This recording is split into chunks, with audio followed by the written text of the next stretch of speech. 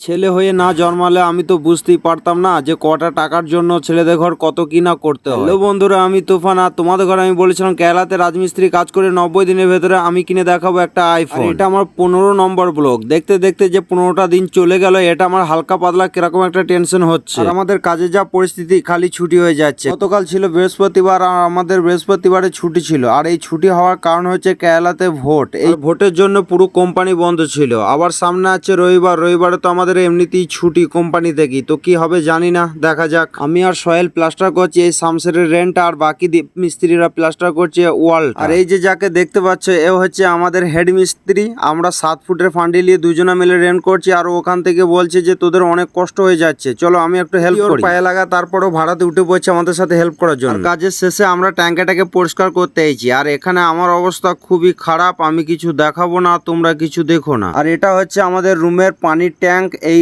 পানির ট্যাঙ্ক নিয়ে একটা বড় কাহিনী আছে, তো তোমাদের সাথে এক সময় শেয়ার করব। আর রুমের কাজটা শেষ করে ফ্রেশ হয়ে আমি চলে আসি একটু খাওয়া দাওয়া করতে। আর আমি নিয়েছি একটা চিকেন রোল আর একটা লেম, আর সস তো আনলিমিটেড ফ্রি, যত খেতে পারো। তো আমি খাওয়া দাওয়াটা শেষ করে নিই। প্লিজ তোমরা ভিডিওটাতে একটু লাইক কমেন্ট করে দিও। Tata, bye bye.